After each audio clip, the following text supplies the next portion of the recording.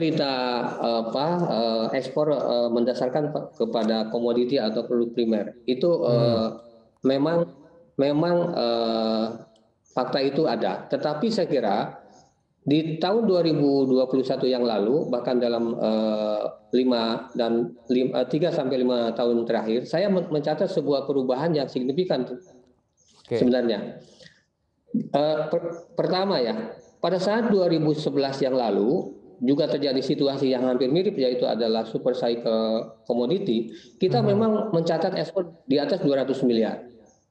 Tetapi pada saat itu komoditi atau komoditi primer atau raw material yang dominan menjadi kontributornya.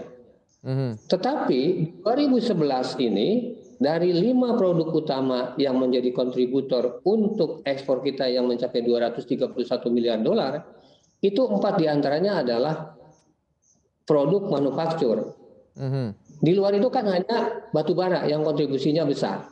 Betul. Kemudian CPO sekarang sudah sangat sedikit di bawah 20%, sisanya adalah turunan daripada produk-produk CPO. Lalu yang berikutnya adalah besi baja yang berbasis ferronikel. Lalu kemudian berikutnya adalah otomotif, elektronik, lalu ada TPT, lalu ada produk kertas. Jadi praktis bahwa kita masih ada komoditi atau produk primer, faktanya memang iya. Tetapi porsinya sudah sangat berkurang. Sehingga untuk meningkatkan daya saing ini kita fokus harus pertama adalah shifting kepada produk-produk yang non komoditi ini. Pertama. Yang kedua, Mas Gibran, kita dalam era yang sekarang ini borderless-nya melalui teknologi informasi. Nah, itu dia. Jadi transformasi digital adalah menjadi bagian penting untuk kita meningkatkan daya saing juga.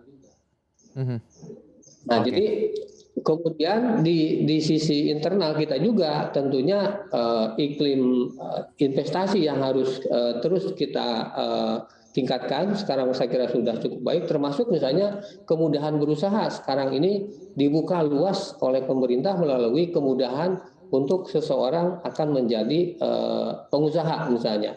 Karena sekarang kan ada kategori, kalau dulu perusahaan itu harus berbadan hukum, sekarang kan perorangan bisa mendapatkan nomor untuk sebagai pengusaha perorangan.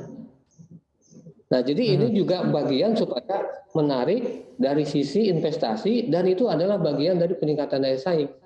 Nah, investasinya akan naik, tentunya kita dorong kepada tadi industri yang bisa mengolah kepada produk-produk berbasis yang kita punya resources-nya di Indonesia menjadi produk bernilai tambah tinggi.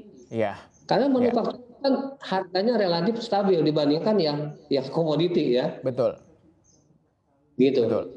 Iya, betul sekali. Kalau industri hasil produk olahan industri manufaktur harganya cukup stabil dan juga tentunya sudah sesuai dengan hitung-hitungan. Sementara kalau kita lihat komoditi yang raw material juga ini mengikuti harga pasar global. Tapi berbicara juga, saya harus mengapresiasi juga ketika kita mampu melakukan ekspor terhadap kendaraan bermotor, dalam hal ini juga mobil, ke beberapa pasar atau negara-negara di kawasan Asia Tenggara juga.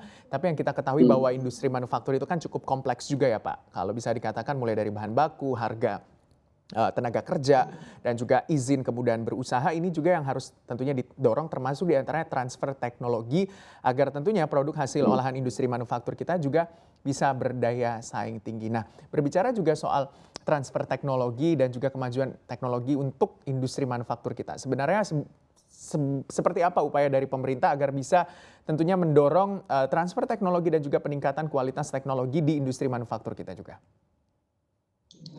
Ya, jadi kalau dari sisi hulu tadi saya sampaikan mengenai kemudahan investasi, iklim investasi terus ditingkatkan. Nah, untuk sejalan dengan kebijakan itu, pertama tadi kita dorong industri-industri atau sektor-sektor yang kita dorong untuk ke arah manufaktur, hilirisasi. Dari sisi kebijakan perdagangan, tentu kita juga harus memberikan sebuah kemudahan. Artinya kemudahan fasilitasi baik untuk kegiatan ekspor maupun kegiatan impor yang sifatnya bahan baku dan barang modal. Karena untuk bahan baku misalnya kita kan masih membutuhkan, kalau kita lihat catatannya mungkin bahkan kemarin yang rilis Februari, bahan baku yang kita butuhkan sekitar 77% dari total impor yang kita butuhkan. Ya. Lalu kemudian ada barang modal sekitar 16%. Jadi ini harus menjadi bagian dari rencana untuk tadi meningkatkan daya saing melalui peningkatan investasi, lalu kemudian sektornya kita dorong yang sifatnya ke industri manufaktur, kemudahan untuk bahan baku dan barang modal itu harus sejalan juga. Sehingga nanti muaranya kita akan meningkatkan nilai ekspor dari produk-produk yang manufaktur.